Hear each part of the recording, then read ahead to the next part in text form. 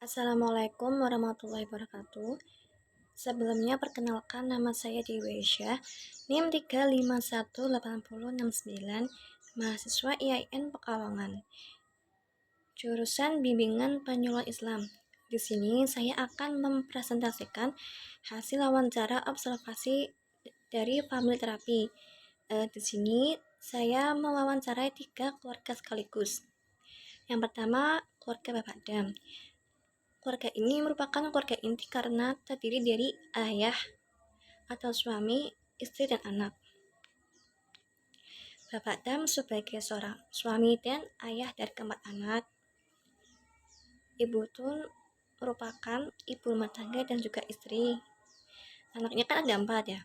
Yang pertama itu namanya Ani, yang kedua Ais, yang ketiga Ari, yang keempat Dila. Nah, yang saya tangkap dari konflik keluarga Bapak Dam ini, konfliknya itu karena pernikahan dini. Nah, karena pernikahan dini ini kan kurang siapnya mental dari Bapak Dam dan Ibu Tun sendiri. Nah, di sini tuh Ibu Tun mendapat perilaku buruk dari ibu suaminya atau mertuanya. Sebenarnya bukan cuma Ibu Tun tapi juga anak sulungnya yang pertama Ani juga mendapat perilaku yang buruk, sehingga anak sulungnya ini, Mbak Ani, mengalami trauma sejak kecil karena dulu sering dibentak.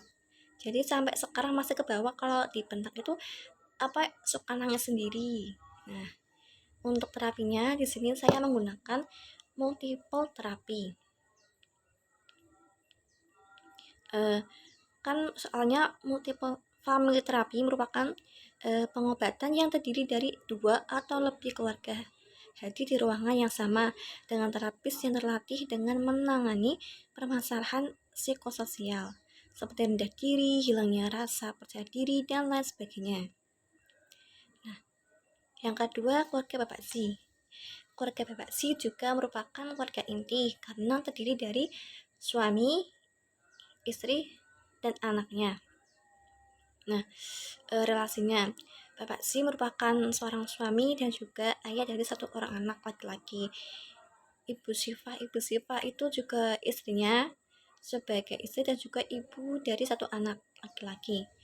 Nah, anaknya itu cuma 1, namanya Fainan, laki-laki. Dia masih sekolah SMP.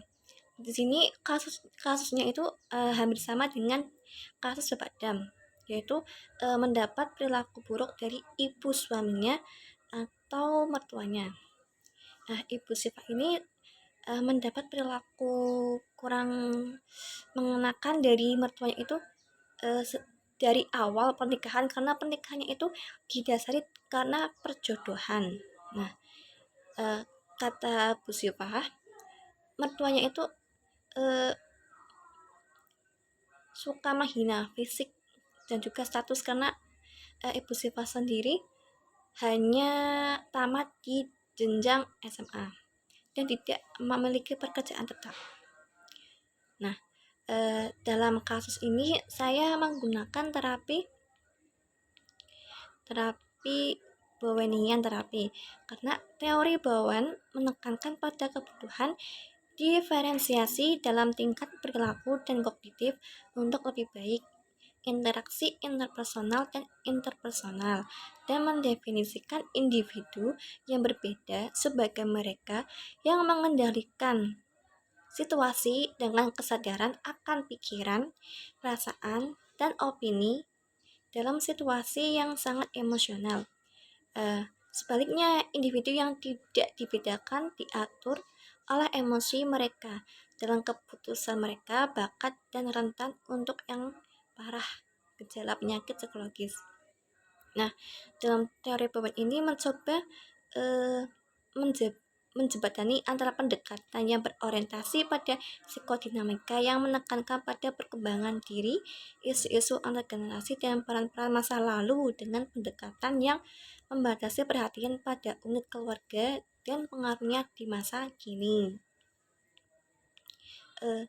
Ini ada beberapa terapi menurut Bowen. Yang pertama, melalui evaluasi wawancara. Yang kedua dengan genograms, yang ketiga dengan interpretasi, dan yang terakhir dengan detriangulasi. Nah, yang terakhir keluarga Bapak San. Keluarga ini merupakan keluarga Batih karena terdiri dari keluarga ini dan bercabang. Bapak San ini memiliki istri yang bernama Ibu Mun dan juga 3 orang anak perempuan. Yang pertama namanya Nai. Nai ini sudah menikah, sudah bersuami, tapi tinggal di rumah kedua orang tuanya Bapak San. Kemudian Nov, anak kedua yang masih sekolah dan mondok di pesantren. Yang ketiga, Nai, anak ketiga ini masih sekolah di jenjang menengah dan mondok di pesantren juga.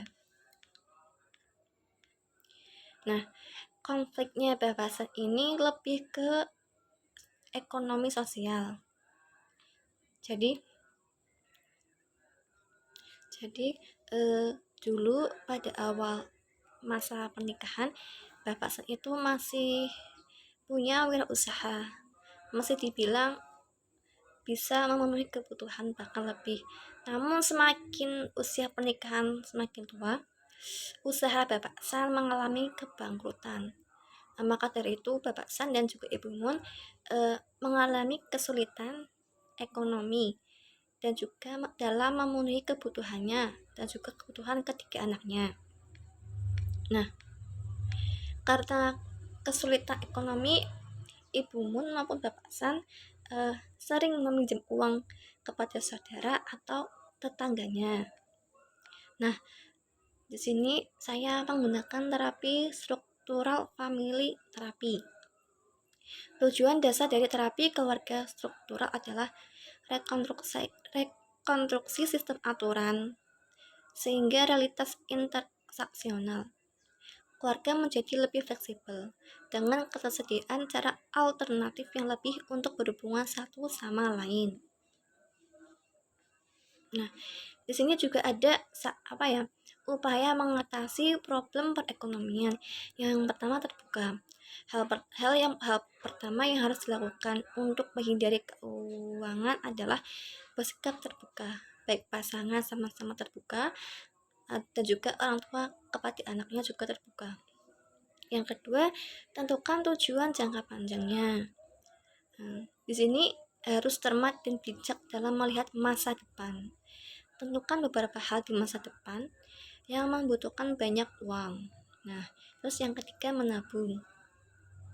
Nah, di sini tidak harus menabung banyak di bank, namun sediakan tabungan kecil di rumah yang bisa Anda isi setiap minggu. Yang keempat, bekerja sama untuk mengatur keuangan. Pastikan pasangan saling bekerja sama untuk mengatur keuangan.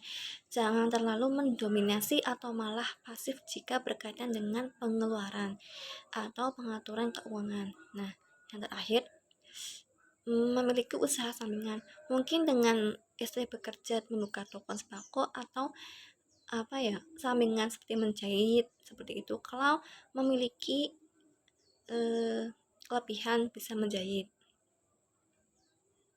Nah, suami juga mungkin bisa membantu istri dalam bekerja sampingan, misal jual online bersama-sama seperti itu.